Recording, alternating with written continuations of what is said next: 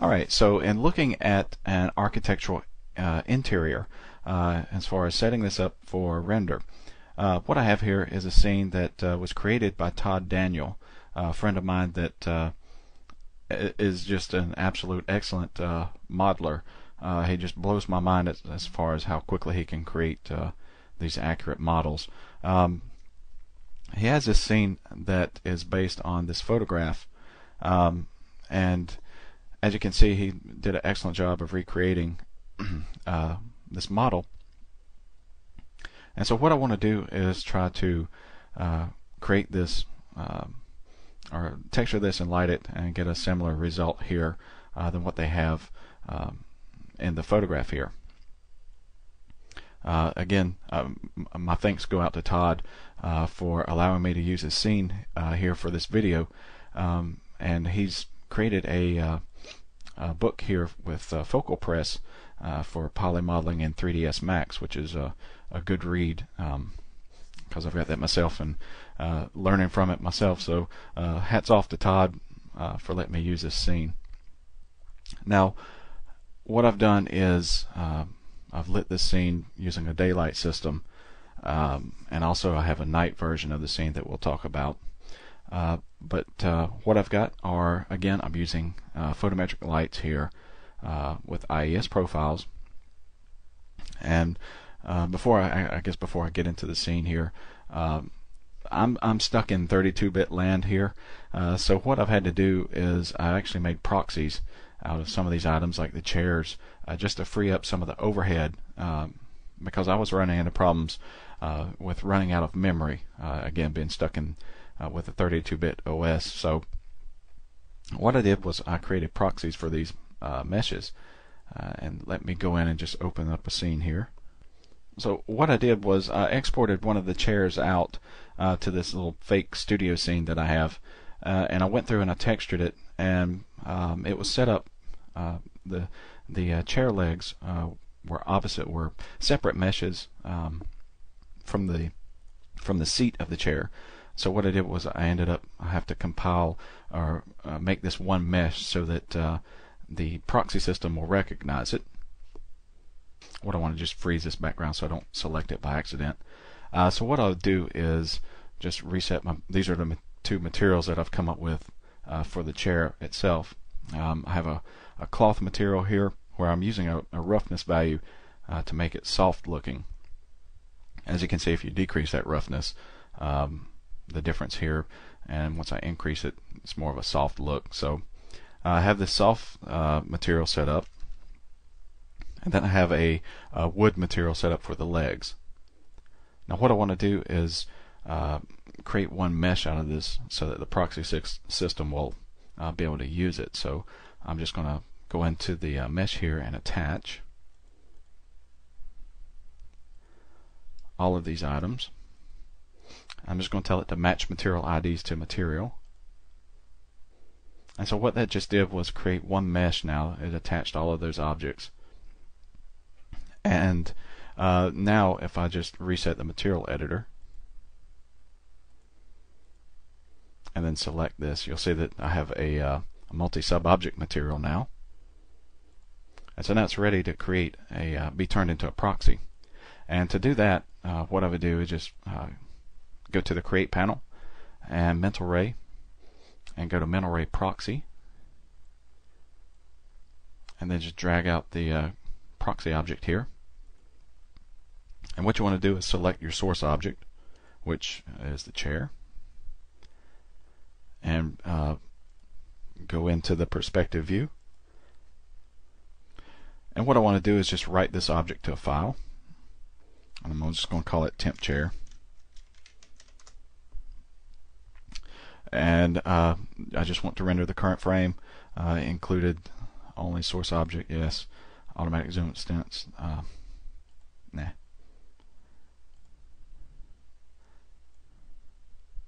And as you can see, it's rendering out the chair over here. I have dual monitors set up, so for some reason it automatically goes and splits the monitors, which just drives me insane, but nothing I can do about that. So there we have the preview of the chair. And so now the chair is a proxy system, proxy file.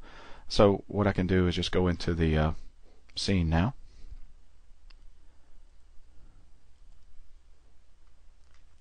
And so as you can see now, I have the proxy meshes, proxy objects here in the scene. Just one note that when you load these in to the scene, they come in untextured. So you're going to want to make sure that you save that texture, that multi-sub object texture that was created a while ago, and be able to apply it to the chairs in your new scene. So what I'll do now is go ahead and load, rather than go through the whole process of adding the daylight system and adding all these lights. I'll go and load up the completed file here and show you the settings and how everything was set up. And just go to daylight finish scene here. Alright, now as you can see, the scene is loaded up, and what I've done is obviously I've got some photometric lights here on these small light fixtures. And again, as usual, these have an IES profile. I gotta love it when that happens. Sometimes when you hit the zoom extent button, at least when I do, it just goes crazy on me. So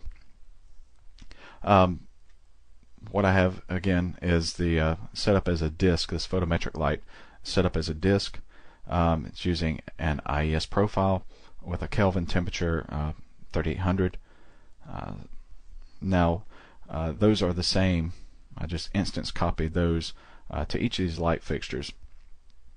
Now if you notice, instead of having that light source, that photometric light inside this light fixture, I have it set up just to the outside, and really that's where you should place those, and then put I have a self-illuminated object. If you look at this light fixture, if I can get back to it, there's a sphere inside here that has a self-illuminated material applied to it, and then the exterior here is chrome, and then there's a glass cover piece, of course, but the photometric light is placed near the surface but outside the surface. And also I have, as you can see, some sky portals here at the ceiling. So I have two portal lights, sky portals, here along the length of the ceiling.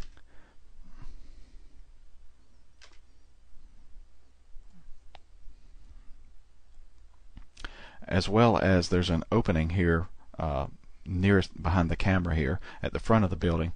I have a portal light there pointing in. And then finally here in the recess in this cove section, let me go back into the viewport here.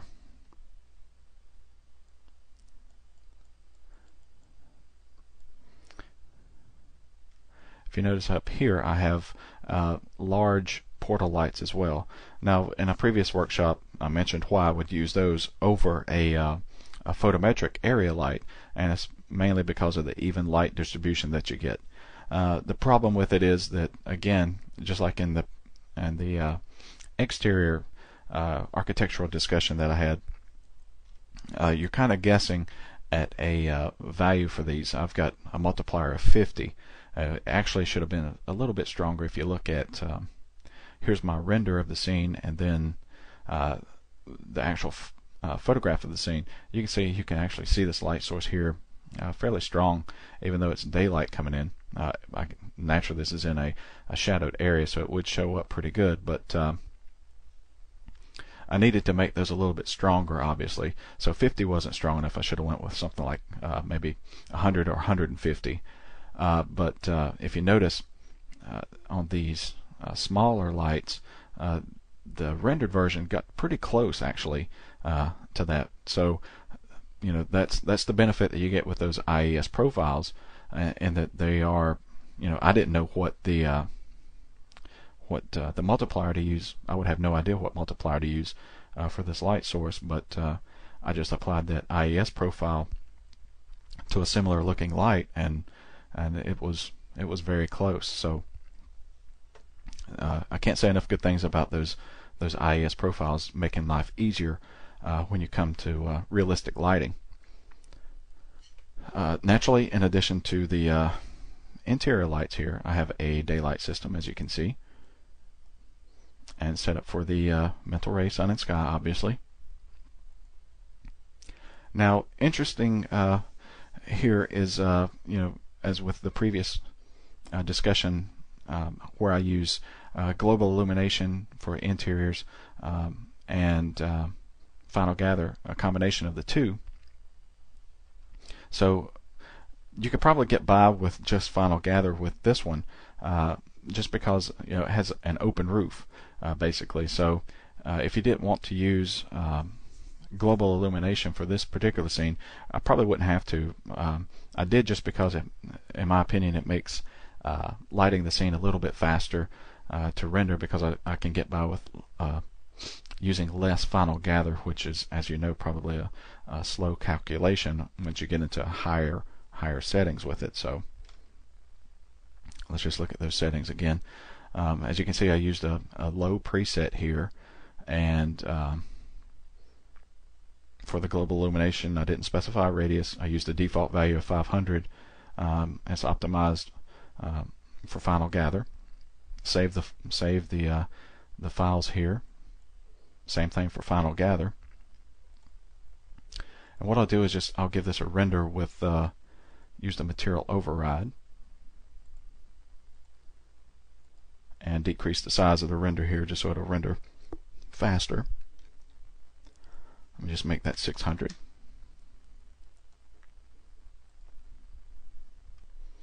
Before this gets rendering too far, one thing to notice, if you ever use that material override, obviously it will override every material in the building, including this glass material. So it's kind of a catch-22.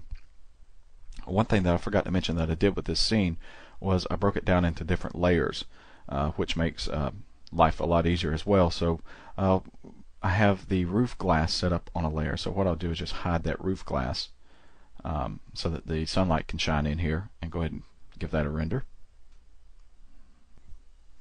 And so there's what the illumination looks like if you just have a regular neutral material applied to everything. It does a good job of showing what the indirect lighting looks like in this room. As you can see, there's nothing really unique about or complex about it, actually. I approach this the same way that I would basically an exterior scene. I put in a daylight system where there's a light that needs a photometric light. I drop a photometric light in and add a IES profile to it. Add the portal lights where there's windows. In this case, instead of using one for each of these little slats, I just used one large portal light for each side. And really that's fine just because these are so thin. If you had windows that were farther apart, you may want to use multiple portal lights. Just remember that the more of those that you use, the lower the samples that you can use on each one, especially if they overlap each other. In looking at the materials in the scene, there's really nothing. A lot of these are presets, like this floor material is just one of those Pro Material floor materials. Let me just pull that in. Make sure I can select geometry here. And as you can see, it's just a Pro Material. The only thing that I've modified is that I've added the gamma and gain shader for the diffuse component so that it would work with the gamma settings that I'm using. I've got a over at mrmaterials.com. I had a blog entry a while back. This was August in 2008, where I show how I had changed these by adding the gamma and gain utility shader to get better results out of these Pro materials with the gamma settings that I'm using. And I've also, in that same blog post, I believe, I've got the collection here that you can download. So if you want to go grab that, again, it's at mrmaterials.com, and one of my blog entries, the August 18th blog entry. One of the other materials I guess I could talk about is this kind kind of frosted looking glass here. It's not really frosted, I don't believe. It's just kind of dirty looking, if you will, sort of milky looking glass. What I did with that in the scene here was I just took an A&D material. Let me go over here. I've got an A&D material here that's set up, configured for a glass using IR of 1.5. And glossiness is set to 0.55, so it's fairly glossy material, but then I'll use just a little bit of translucency just to give it that sort of white, milky looking result here.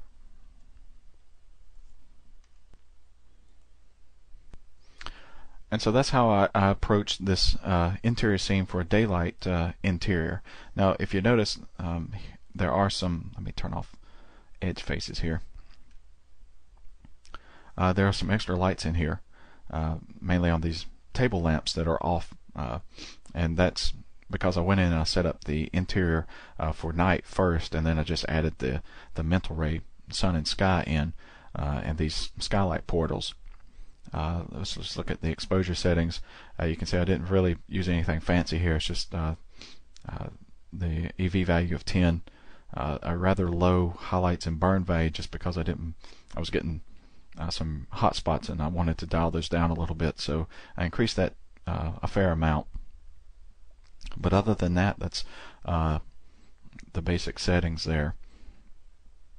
So I believe what I want to look at now is the same setup with the night version.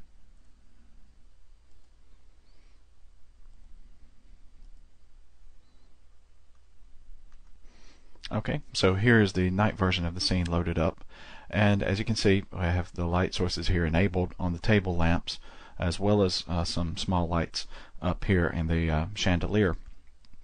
These are all photometric lights. Again, I didn't have an IES profile for this particular bulb. I'm sure it's out there somewhere, but I was just guessing at a rather low candela value for this particular light. Again, I used a Kelvin control, 2800 degrees here. Same thing for these lamps on the tables, and then these are the same light sources, of course, that I used in a daylight render. As you can see, also I've used this far attenuation option. Again, as I mentioned in the exterior rendering section, that can really speed up, do a lot to speed up your render times, and that it's limiting the calculations here, so it can help you get these things rendered out a lot quicker. One thing that I did add here to the scene, just because it was a little bit dark, and I'm not sure what would be actually over here. I'm sure there would be doors and windows to get in and out. So what I did was I added a portal light here to the right behind the camera.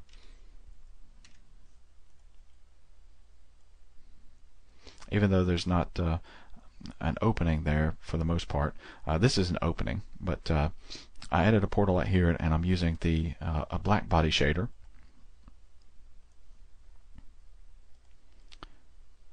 3800 Kelvin is the temperature of this light source, and it's basically similar to the ones here in this trough, where they're also using I don't think I mentioned this before, but they're also using black body shaders.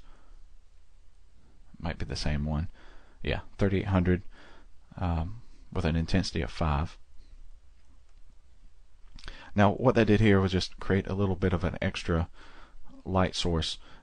As you can see, it's a little bit brighter here. This was darker without that, so I just thought I'd add a little bit of a kick light to push a little extra light into the front here. It seemed to make the light flow a little bit better in the room. So, you know, if you're setting up a scene, you know, you may not always want. I guess in a scene like this, I'm not sure what would be here because it wasn't in the, you know, in the picture. I don't know what is actually over there. So I just kind of guessed and threw a light source in. Now over here, where there's an opening, I could have put the light source there, but it just seemed to work. I tried it there at first, but then naturally it's pushing light towards this bar area, and actually I wanted more light coming in towards the tables. So what I've done here is there's an opening in the scene for a window or something.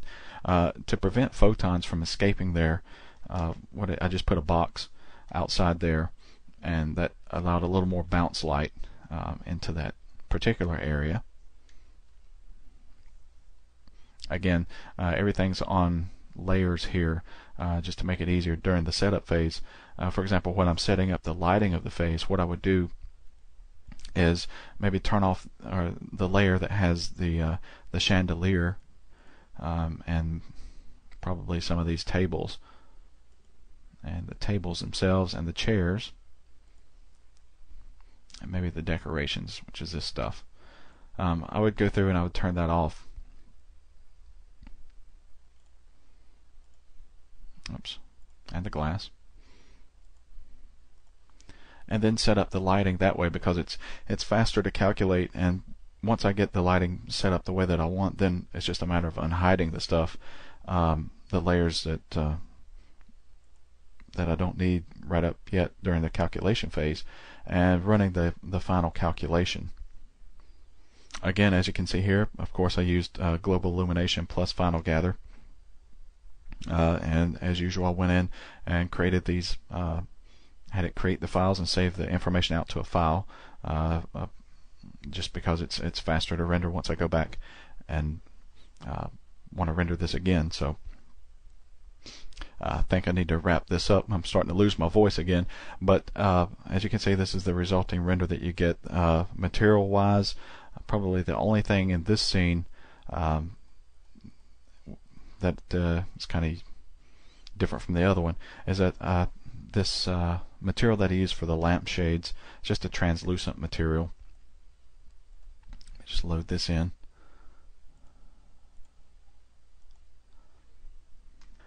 As you can see, it's an interpolated transparent material with translucency enabled, and also I'm using a roughness value here to make it kind of soft looking, so that kind of gives you that soft glow from the lampshade material here.